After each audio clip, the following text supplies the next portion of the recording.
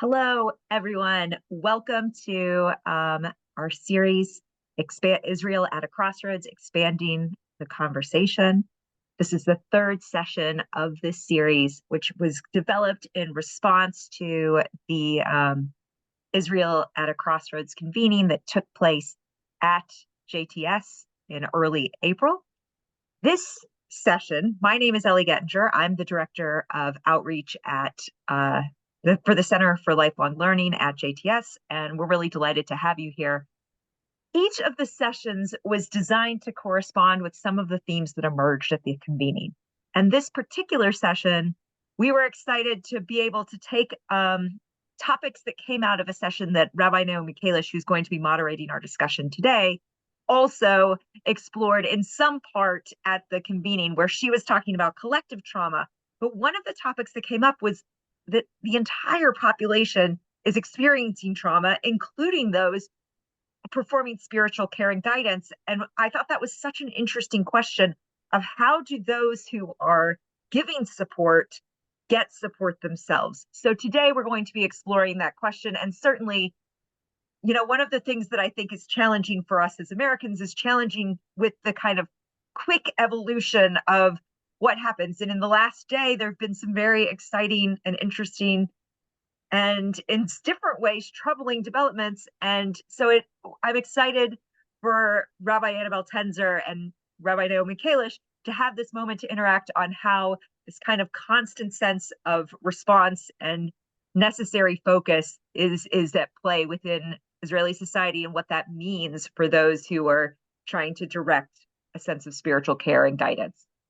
And I want to thank Naomi and Annabelle for joining us, and I'll introduce them a little bit later as well. I also want to thank our sponsor, Linda Ziss, who is a fabulous colleague, for sponsoring at the Chacham level in honor of her son, Justin.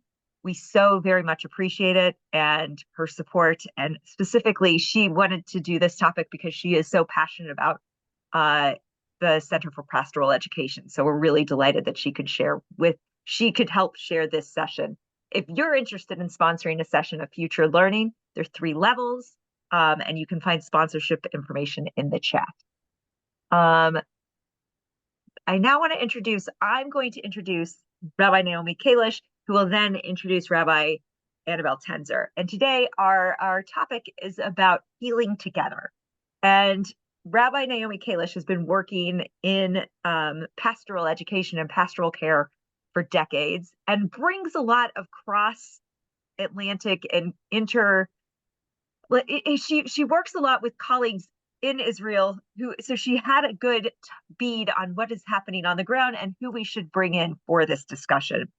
She is the Harold and Carole Wolfe Director of the Center for Pastoral Education and the Assistant Professor of Pastoral Education at JTS. Prior to coming to JTS, she taught clinical pastoral education at New York Presbyterian Hospital to students from diverse religious and denominational and cultural backgrounds. And one thing I will say about our Center for Pastoral Education, that this is an interfaith bastion at JTS, where our programs there are directed around interfaith learning and engagement. And so it's always really interesting and unique to see how Rabbi Kalish's very Jewish perspective also brings in all of these other perspectives as well. She's been such a tremendous thought partner for the Center for Lifelong Learning, and we really appreciate her help and support in putting together this discussion. So I'm going to turn it over to Rabbi Kalish. And before we do that, just know that there'll be some time for questions throughout the session. And so if you have questions, please send them to me. If you have technical questions, my colleague Tani Schwartz-Herman, who is also a wonderful colleague, is going to be here to help with those. And we have some sources today. The sources are more kind of a sense of giving you where Rabbi Tenzer is coming from. We may be reflecting on them directly, but if not, you have them in the background and they're shared in the chat. But without further ado, I'm going to turn it over to Rabbi Kalish.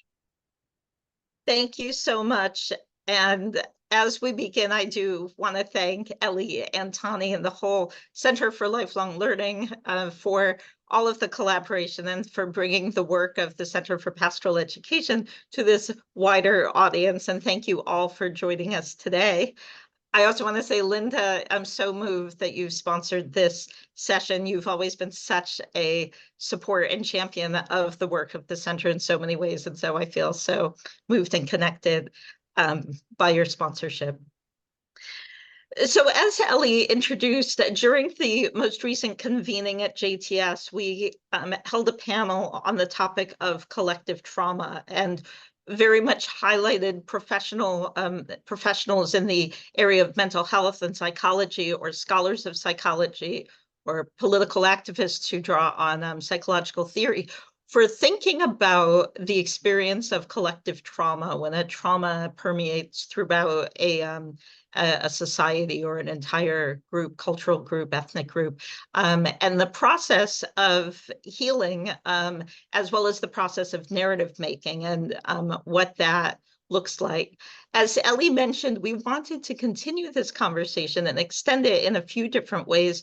And one of those ways is thinking about the role that spiritual caregivers, the pastoral care the clergy will provide, or hospital chaplains, or other people who draw on spiritual care, may play in the unique role in which they address issues of existential crisis of meaning, broken relationships, that have an existential or emotional impact. And that we're especially interested in looking at this in the post-October 7th era, and thinking about this and learning from colleagues in Israel, as well as thinking about this in the United States.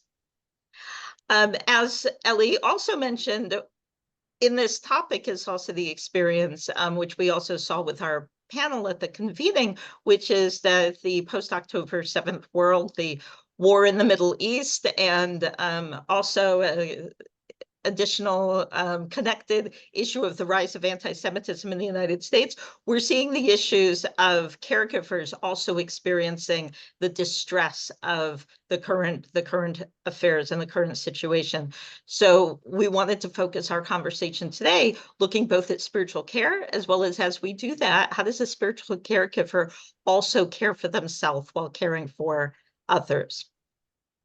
So trauma is understood as an emotional response to a terrible event. And I imagine we've all thought about these sorts of situations like accidents, crimes, natural disasters, physical, sexual, or emotional abuse, neglect, experiencing or witnessing violence, the death of a loved one, war, and other situations.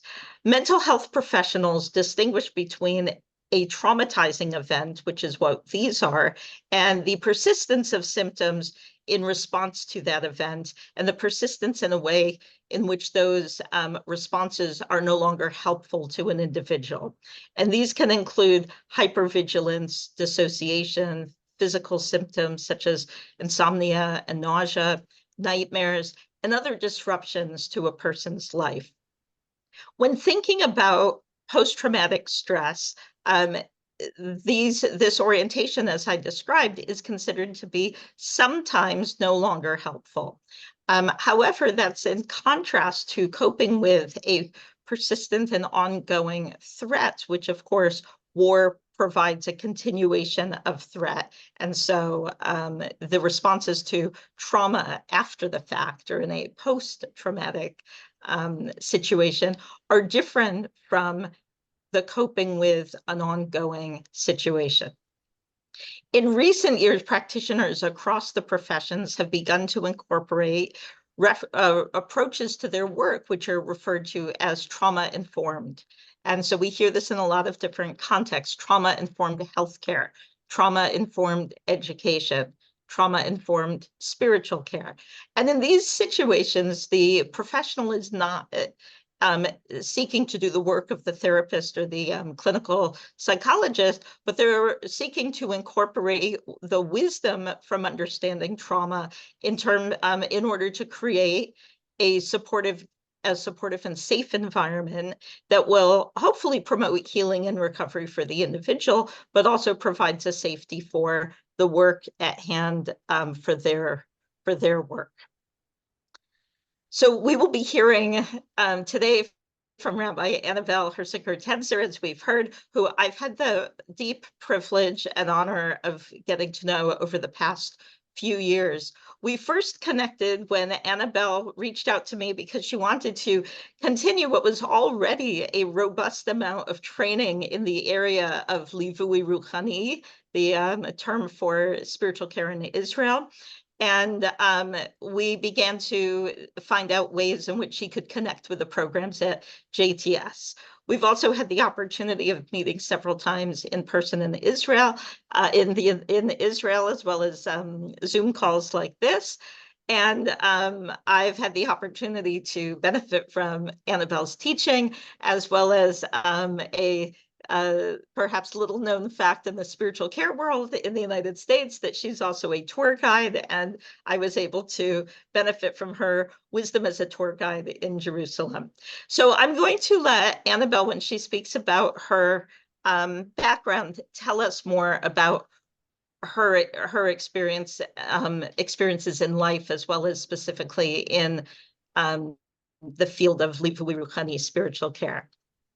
I want to acknowledge that we're having this conversation, not realizing that at this very moment, a significant event is taking place, which many of you may have seen in the news just shortly ago, which is the release of Idan Alexander from Hamas and being brought to Israel. Perhaps at this moment, he has reached Israel. And this is a story which touches very deeply in Israel right at this moment, as well as in the United States, as he is from Teaneck, New Jersey. And I'm actually at this moment participating in this call from the Conference for the Neshama Association of Jewish Chaplains. And I think that this event is touching on both sides of the ocean, so to speak. So at this point, I'd like to turn it over to Annabelle and invite you to introduce yourself to us. And as we go along, we'll address a variety of different questions. But please, I turn it over to you to share with us about your background and what you're bringing into this conversation today.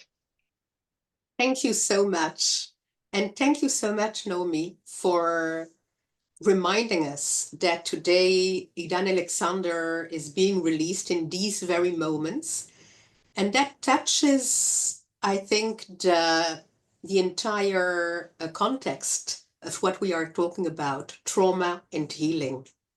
By every single person who has been abducted by Hamas who comes back to Israel, I feel that their healing is taking place. And at the same time, at exactly the same time, the trauma is increasing, the uncertainty is increasing about what is happening to the other 56 hostages, to the other 20 people who are alive. Will they still be alive tomorrow, the day after tomorrow? That is lingering in our back mind. So thank you so much for acknowledging this.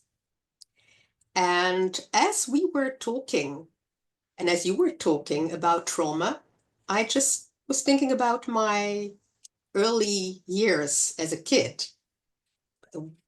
What trauma does a kid have, right? I was born in a nice house, nice parents. Both of them were artists, but both of them had also been in the Holocaust.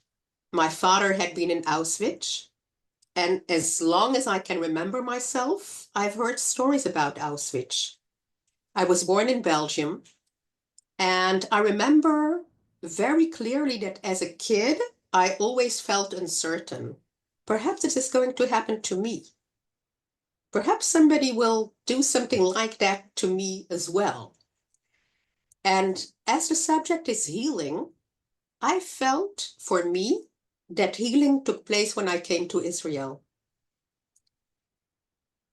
And perhaps healing is not so cognitive, but I felt very, very safe in Israel.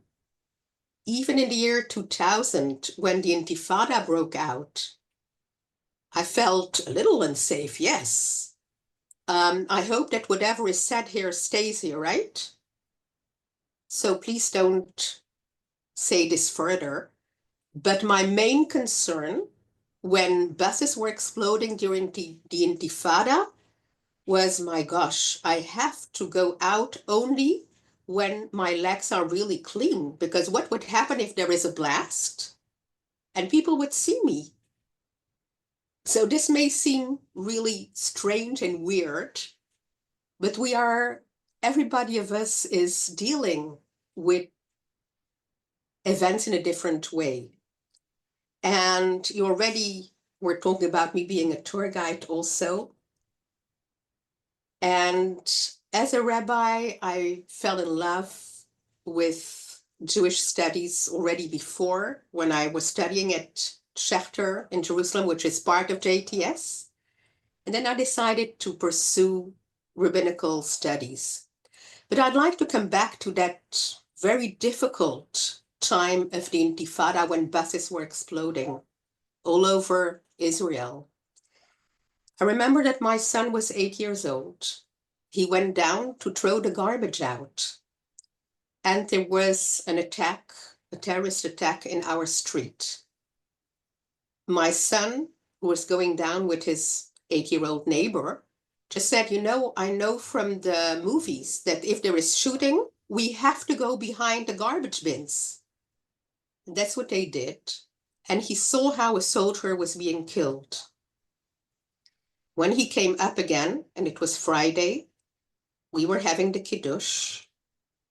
And then he said to me, "Mommy, you must have been so happy growing up in Belgium."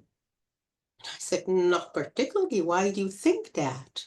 And he said, "Well, because you have never been afraid that somebody is going to kill you. You have never been afraid that somebody is going to kill you in your bed. And I want to sleep with you now, but I know that you can't protect me, because even the soldier couldn't protect himself because he got killed." And all this said, and you said that in such a precise way, Naomi, trauma is when something is so difficult that it goes beyond your window of tolerance. And the window of tolerance is what we as people can digest, even if it's very, very hard. And even that event, I was able to digest. That was hard, but I was able to digest it. On the 7th of October, however, I wasn't able anymore to digest any of this. And I believe that coming from a family who had been in the Holocaust, from a father who had been in concentration camps, that was unbearable. The healing that I felt, the safety that I felt in Israel, all throughout the Intifada even, just broke down. The unspeakable had happened. Not only that, but the army wasn't there. So that was another trauma, a collective trauma. And this collective trauma has been going on. And in the webinar, which I saw, I think her name is Yuval Mashiach. She's a clinical psychologist. She talked about collective trauma, but different collectives. And in Israel, we are at a point where we have different collectives.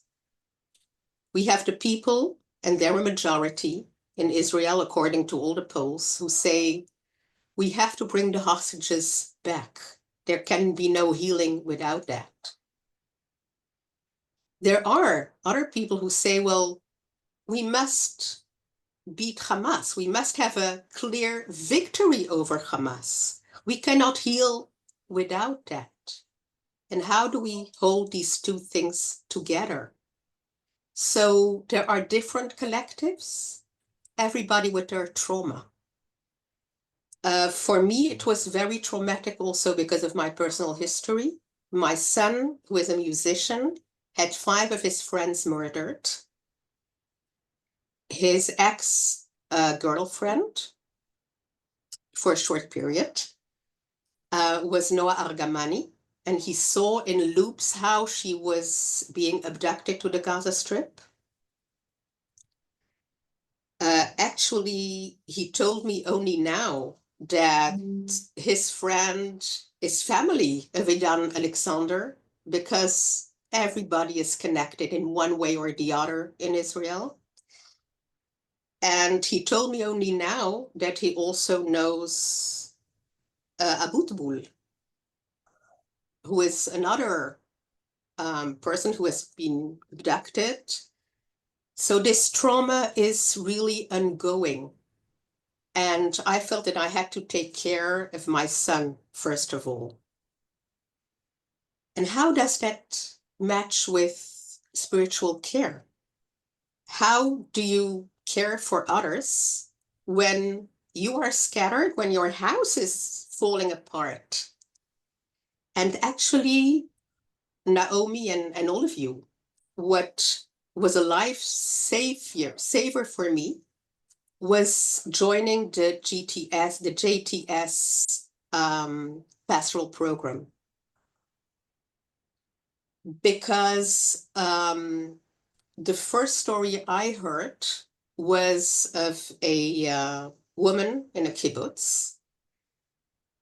And even as I tell it, my heart is pounding. She told me of a 5-year-old who was martyred to death. And I have a grandchild who will be 5. I was there. I know that I have to give a non-anxious presence. That was very, very hard. I felt really sick afterwards. And I shared this also with my supervisor in the JTS program. And I felt very ashamed because I felt frightened. I felt frightened to actually not see people, but to accompany families who had their loved ones in the Gaza Strip, because that was so close to home. My son is a musician. He used to go to these places. Before the event, he told me, you know, Mom, I've already outgrown this. But it could have been so different. I could have been one of these families so very, very easily. And that made it very hard for me to accompany families. And actually, through CPE, I understood that, you know, shame is not a very good self-care practice. And I took an additional course in Israel by Kashuvot, which is a large organization I also work for through the hospitals I am in, or through Hadassah Hospital.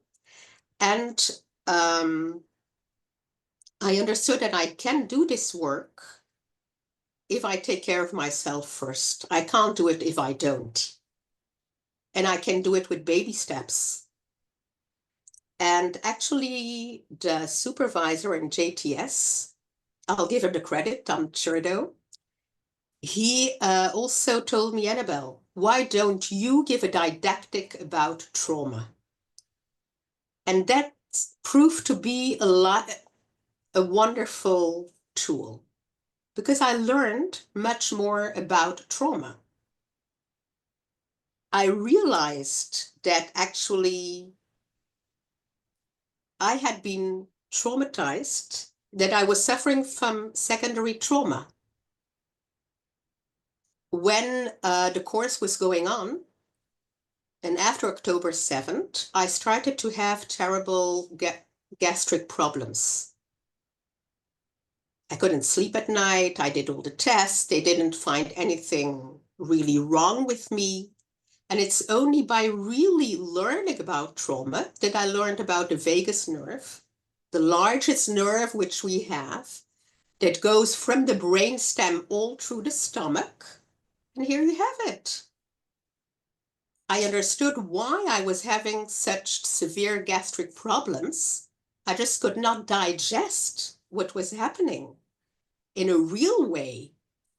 And after giving this didactic on trauma, my gastric problems did not disappear entirely, but they are 80% better than they were.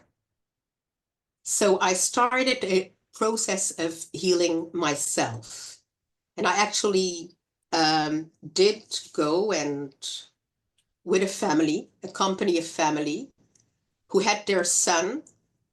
I will not name him, but he is back already in Israel. But they had been forced to leave their house. They were living in the north. So here is this family who is not in their house and who are dealing with a son who is in the Gaza Strip. And what was extraordinary for me is to find the resilience of these people.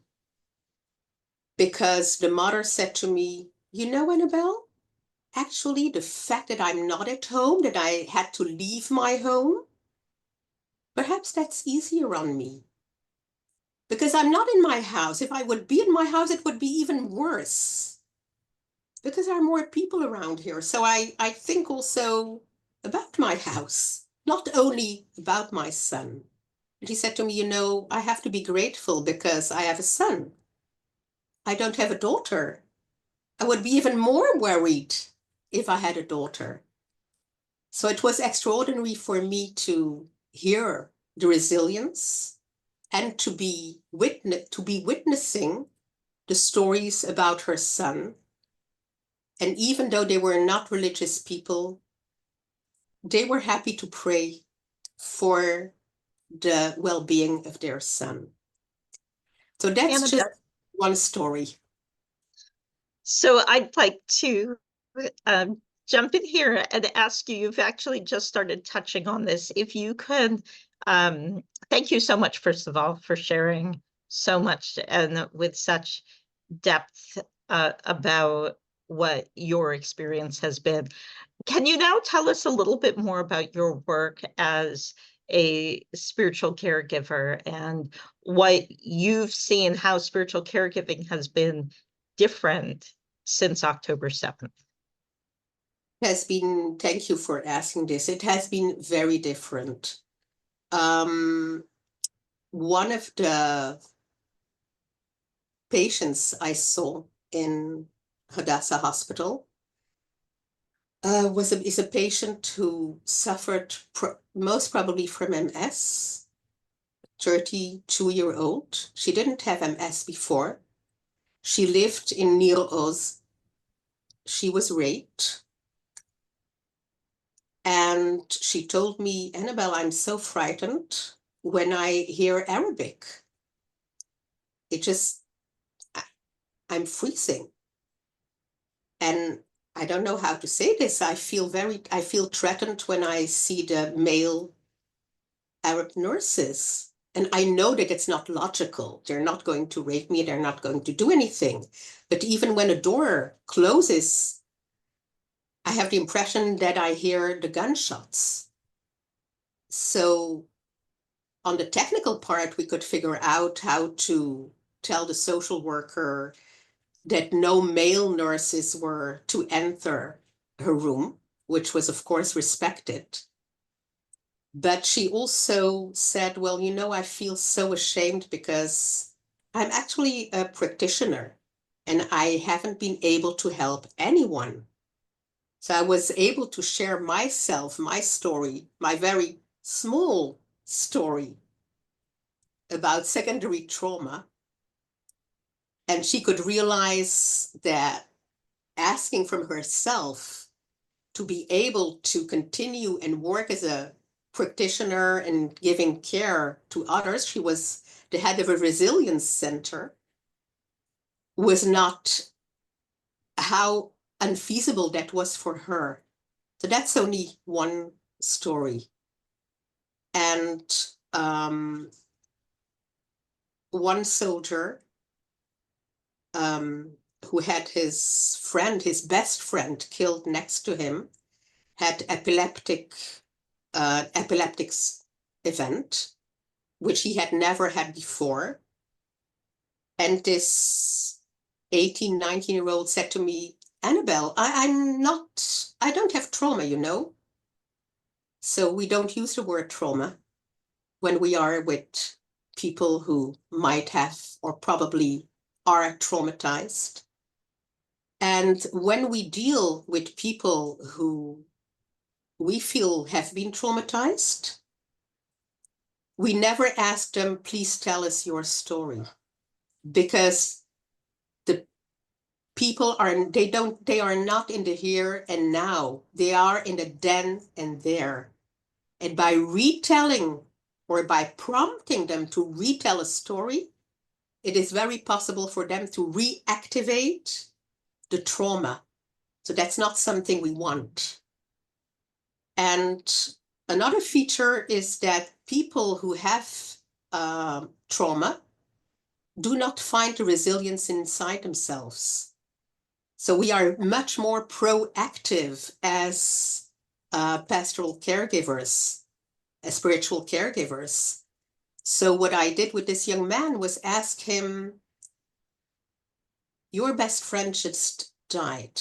Well, how do you think that we could honor his memory? Because by doing, a person who is traumatized feels less of a victim. It's giving him some agency, some strength. So these are a couple of stories that I was just thinking of. And Ellie, you were talking about healing and healing together. And this didn't happen now, but in the previous war with Gaza. And I was tending to a Muslim Arab patient from Jerusalem. Do we still have time? Are we doing okay? Yeah, please continue. And the TV was always on when I entered her room. And the elephant in the room was there. So I believe that it's always best to address the elephant than to try and ignore it. Because as spiritual caregivers, there is an encounter from soul to soul. And so she told me about how hard it is for her that children in the Gaza Strip are getting killed. And we thought together of how we can honor that moment for her. And what we came up with was a moment of silence when I would enter the room, and then she would turn off the TV before. And with time, she said, I'm thinking about these kids in the southern part of Israel too, that they're traumatized as well by all of what is going on. And after a while, she said to me, I'm praying for your son. My son was a soldier by then. And she said, I'm praying for your son, for the safety of your son. I can't pray for all the soldiers. I cannot do that as a Palestinian woman. But I pray also every day for your son. So for me, that was a very moving experience where healing can take place, even if you are from two sides, not of the same society, but of the really different parts. So I just wanted to share that because there is hope for healing. Yeah, thank you. That's an incredibly moving story. There's many different contexts we can think about healing. And of course, there's internal, one's own psychological healing, spiritual healing. And then as you're talking about, there's interpersonal healing and the healing between people who are from quote unquote different sides. I wanted to make one comment, and then we do have some questions that are coming in, which I'll share with you. But you were just in these last several comments you've made and stories you've shared, it's brought to mind for me about how when talking about healing, the conversation shifts from what's often a conversation in which people discuss and often debate what they think are the right ideas or the right positions or the right policies. And that's an important conversation too. But if we're talking about healing from trauma, it's a different kind of conversation. And sometimes what might need to be said is actually something, like you said, is one feels uncomfortable with, like a sense of bias or reaction that they're having, but not being able to say that in a therapeutic context means that it doesn't get addressed. And so it's it's a shift in how we approach the conversations when looking towards working through what has been traumatizing. Okay, here's a few questions. One person asks, what is the difference now after October 7 in terms of the interconnectedness between individual and collective trauma? Well, I will start by saying that I'm not a trauma specialist. Okay, first of all. I think that collective trauma is trauma of individuals, but for me, it is like a ripple. You know, when you throw a stone, Yeah. the individual who is hit by the stone will, of course, live in hell. The families who have their loved ones in the Gaza Strip, they are going through hell. And then you have the people that are friends of, or who know friends, or who have people who have been killed. And I'm thinking about my son who hasn't really returned to his self, who finds it very hard to hold a job, who is still thinking of his friends. I mean, if we think of our lives, if we have 5 friends who are murdered, that's a personal trauma, a very personal trauma. The collective trauma is the trauma that hits all of us, because I have also, in wake of what has happened, learned about through the book of and a course that Francis Weller gave, The Wild Edge of Sorrow, about ancestral grief. Mm-hmm. So the grief of our people, the grief of the Jewish people, certainly of people who have had people they know or heard Holocaust stories, then this collective trauma gets even wider, I believe. So for me, it is really like a ripple. You have the personal trauma and then the collective trauma. But then again, we have also different collectives in Israel. So perhaps I am happy because, or privileged because I pray actually in an Orthodox shul. There is no conservative shul nearby, and I don't drive on Shabbos. And in that shul, most of the people are right wing. I know of families who have soldiers who have been killed. And some of them feel very strongly that if the war is stopped, then their loved ones have died for nothing. And a lot of other people feel that the fact that the hostages are not back yet is undermining a sense of security, a sense of safety. And I can speak only for myself. For me, the trauma is also that I felt very strongly what this family of who had their son in the Gaza Strip said. We have been abandoned by our government. We have been betrayed by our government. And that's a very strong feeling, a very strong, and I don't want to come into politics because we all have different collectives. We all have different feelings. And if we're talking about these collective traumas, a Knesset member was talking about the fact that the terrorist who murdered her husband was released. That's another trauma, a personal trauma, but also a collective trauma. So I think that everything is so complicated. And I don't know whether that is an answer to the question.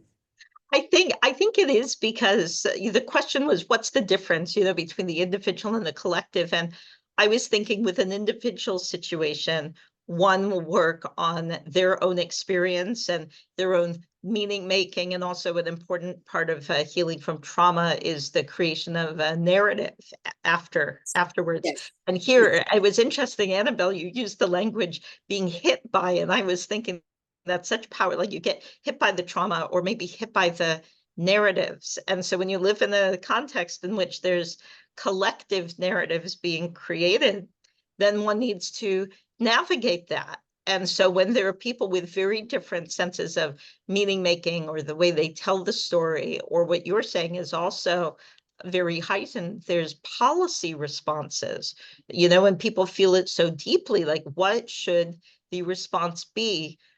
In terms of the hostages, in terms of the security threats. And so that's part of what people are having to navigate, is being confronted by narratives and policies that sometimes they agree with and sometimes they don't. And it just touches so deeply. So I think you really brought that dynamic that's taking place really, to the surface, like, in explaining that. We had another question, which is about, just to help us understand and to share what is, the question is, are there any efforts to work with the highly affected kibbutzim together as a group? And I think, like, referring to probably the southern communities, what is taking place? I guess you could think in general, but also from a spiritual care perspective. Yes, definitely. First of all, there are volunteers who are working on the houses, trying to rebuild them.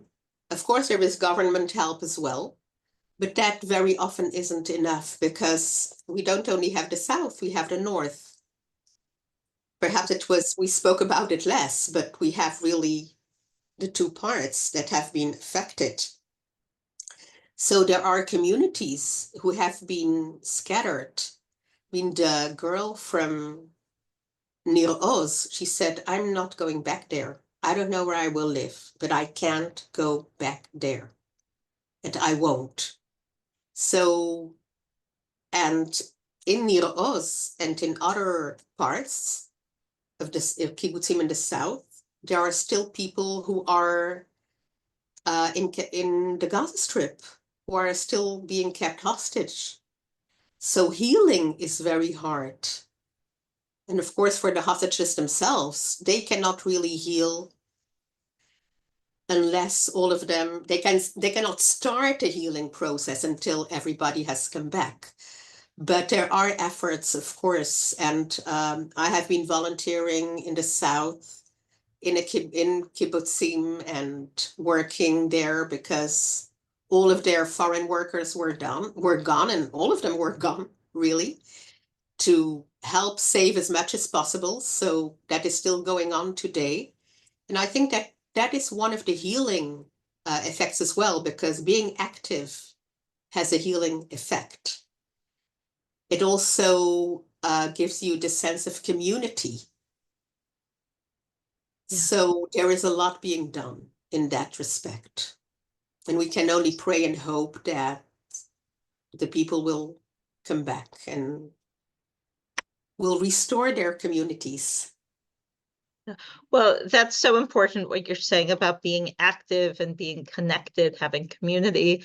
And I'm thinking also about, what are the specific approaches as a rabbi and as a chaplain, a spiritual caregiver? What are some of the ways in which, from a specifically spiritual perspective, that you're approaching to support yourself and others during this time of coping while the conflict persists. And I know you also had some texts that you thought you might share with us, and this, I think, would be a really wonderful time to share from that as well. Sure, they will be in the chat, I guess. And the first source for me, it is something that helps me, but that I'm using sometimes, because we are so blessed to have a tradition where we can also voice our disappointment, our anger, our incomprehension towards God.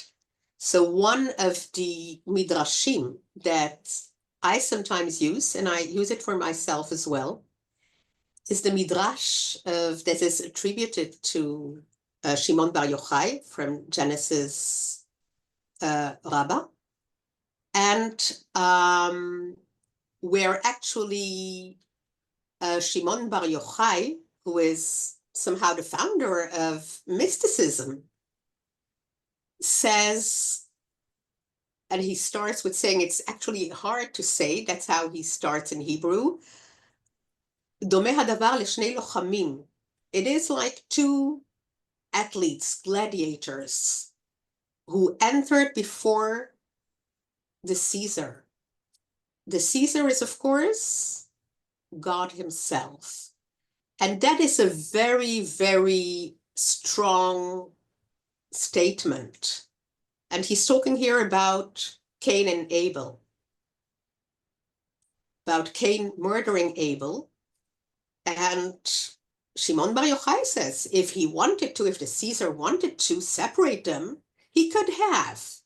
I mean, the only thing that a Caesar must do is like this or like that. You know, he will live or he will die. But the Caesar, God, didn't intervene. One rose and killed the other. And for me, that is a very, very profound statement.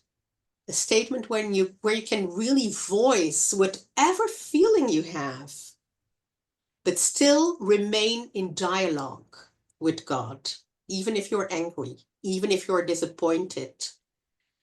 So this is one of the sources, and there are so many that help me go through it. And the second source is one that I wrote for this week's intention.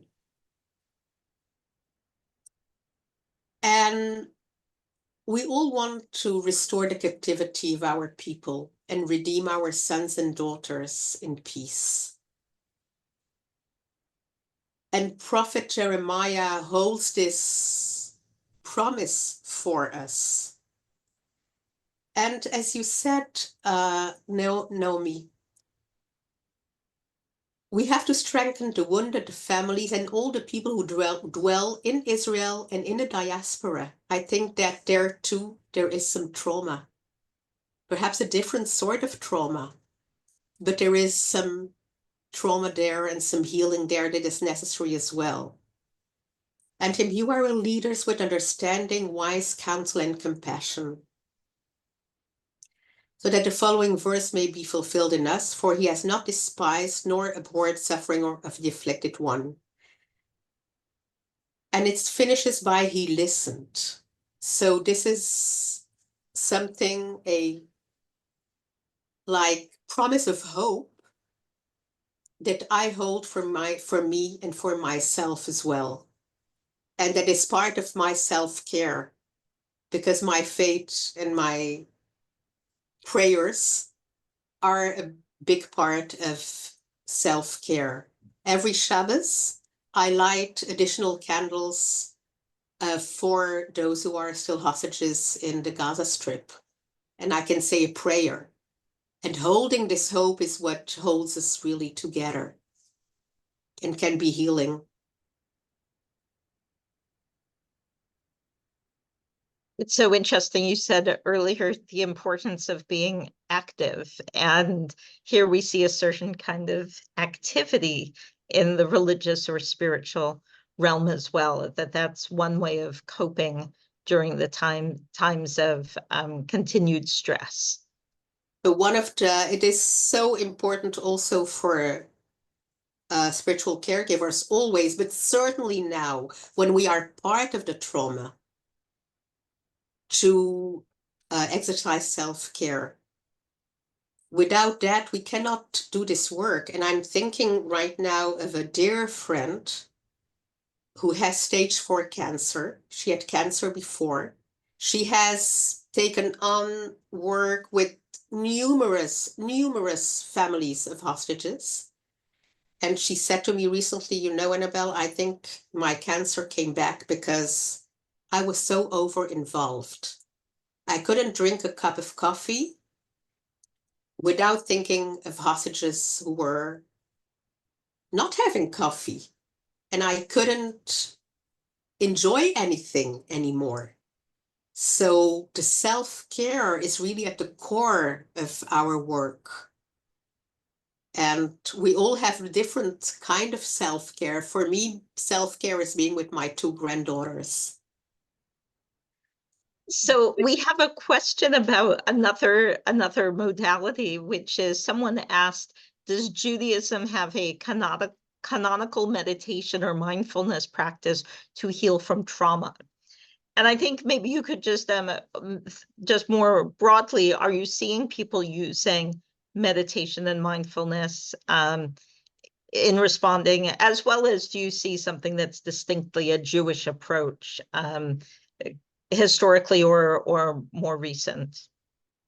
So first of all, I think that mindfulness is a very strong tool also for people who are traumatized, because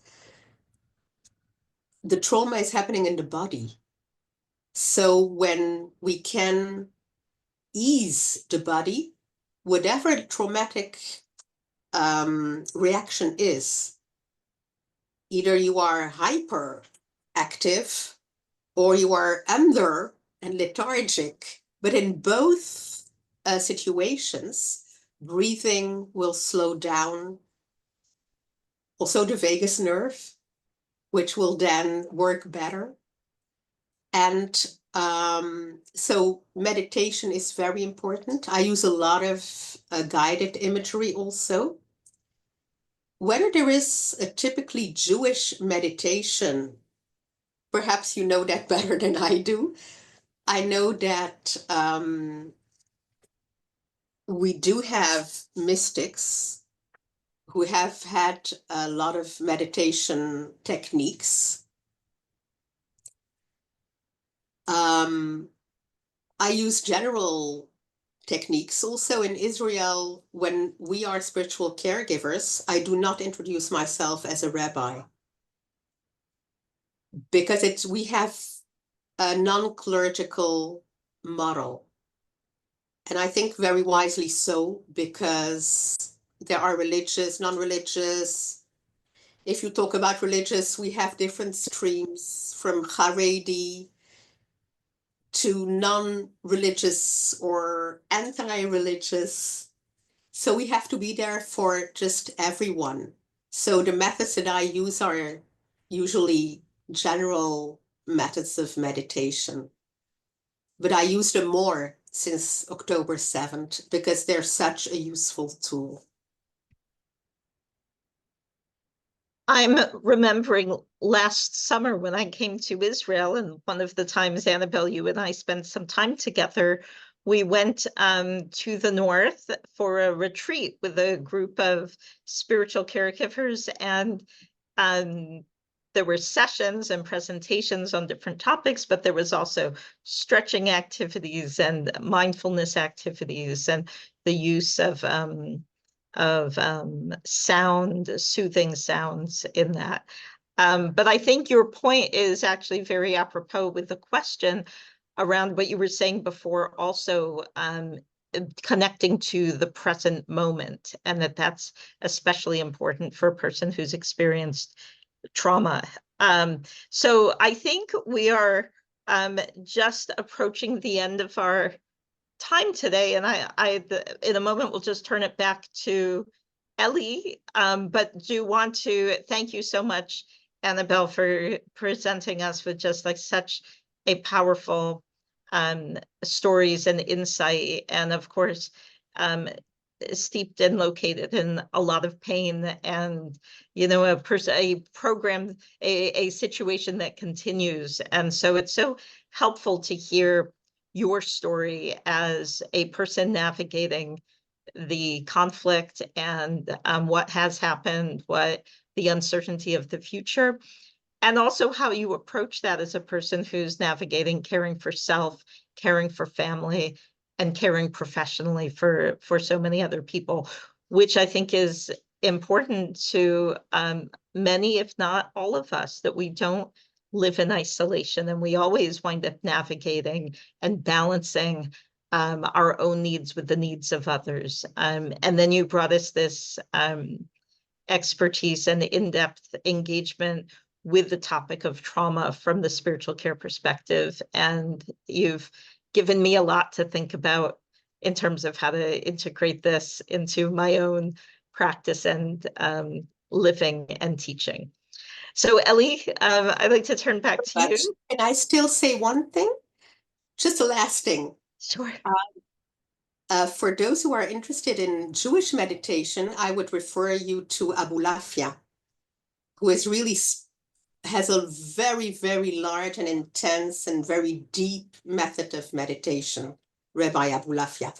So that's all I just wanted to add for those who would be interested in that. And thank you so much for the opportunity of being here today. Thank you. Thank you for the reference. I am in awe of the work that both of you do in supporting people in coming and giving people tools to find ways to support their spiritual care and their internal healing. One of our participants just posted, "What an important and brave session. Many thanks to Rabbis Annabelle and Naomi. Very helpful to use in my rabbinate. Thank you." So this is, and I think these are questions and conversations that we have to bring to the fore. And it was one of these things that as this was going, I had a moment where I was like, oh, did I need to put a trigger warning at the beginning of this session? Because this is more complicated. This is, we're not just talking about things in the abstract. We're talking about humans dealing with the worst side, the worst experiences that humanity can throw at them. And I so appreciate how you were able to balance that incredible darkness with this sense of possibility and potential healing. So thank you both for that. Naomi, I have one kind of question for you as we're ending.